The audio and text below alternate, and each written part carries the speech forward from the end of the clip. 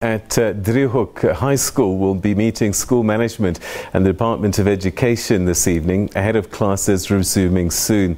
Teaching was suspended last week after a structure collapsed at the Vanderbijlpark school. A cement walkway connecting two buildings at the school collapsed, trapping learners under a concrete slab. 4 died, whilst more than 20 others were injured. 19 remain in intensive care.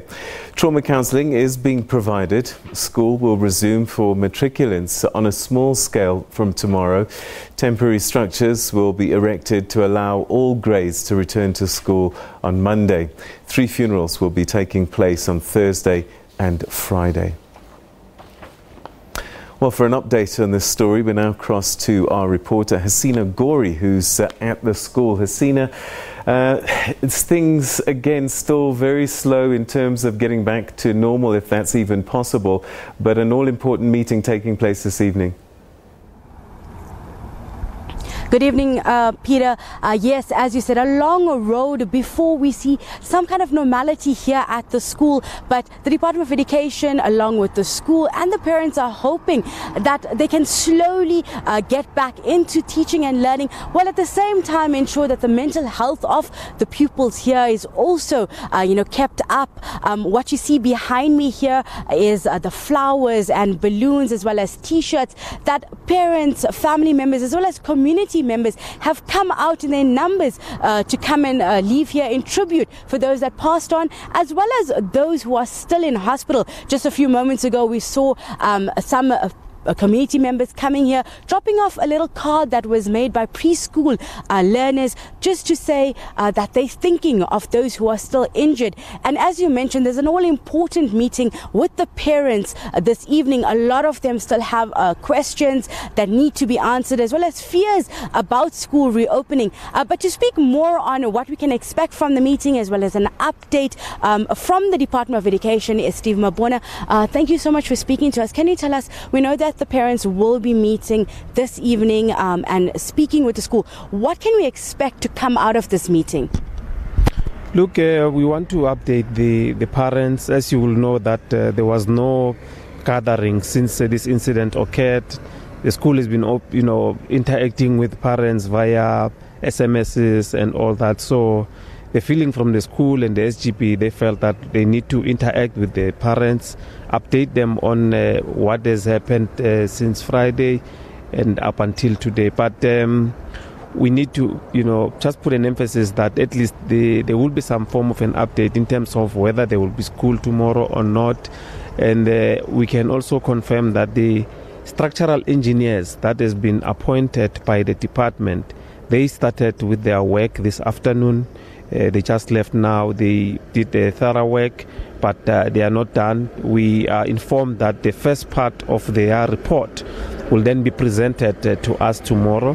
We are meeting in the morning again just to look at the report on what is it that they are saying in terms of their structure, the structural assessment from their perspective.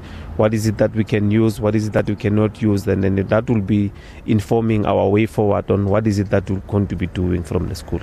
We know that certain areas have been secured enough right now, and temporary structures have been put up. Can you talk to me on these temporary structures that will be set up to allow schooling to somewhat continue? Look, we have not started with that process of erecting any structure. Like as we said, we are relying on the approval by the structural engineers, and they've started their work today, like as we've confirmed. So moving forward, they will guide us on how we're going to be managing that. But they really, we are relying on the structural engineers, which the Department of Labour said to us, they are prohibiting us from doing anything up until we have the structural engineers to confirm on the safety of some of the areas before we can even think about opening the school. We know that at least 20 learners are still in hospital. Do we have an update on their recovery and how they're doing, as well as some of the injuries? We've heard that some are paralyzed as well as broken ribs. Can you just give us an update and a sense of how they're doing? Look, we can confirm that most of the learners, they are, badly injured. They are recuperating very well. Some went through surgery, went to theater, on more than one occasion. Today, the top management of the education, started with the process of visiting those that are in hospital. We visited, with other colleagues at the one hospital, and we found at least one learner who was jovial, who can even interact with us. She can't wait up until she come back to school.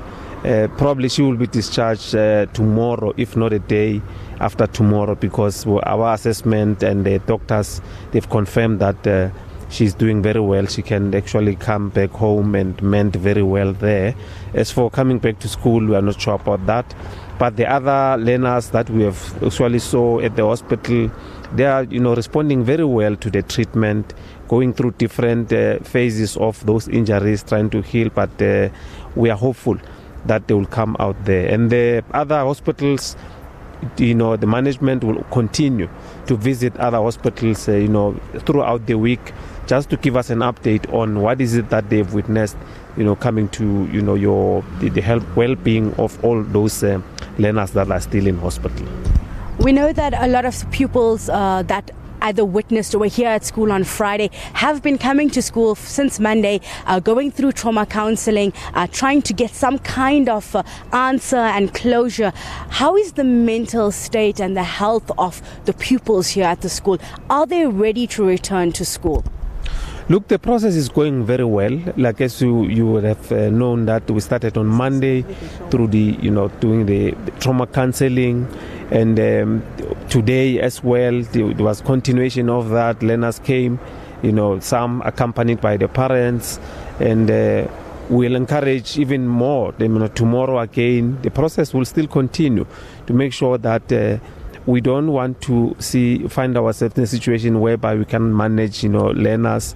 And as you know that this week there are funerals on Friday. So the emotions are still very high, but you need to manage and make sure that you provide professional assistance or professional help so that these learners are ready, to come back to school. Thank you so much. That was the Gauteng Education Department spokesperson, Steve Mabona, speaking to us ahead of the meeting with the parents later this evening. He also said that the structural engineers have been here at the school this afternoon to assess the situation and to assess the safety of the school before they ensure that classes can continue.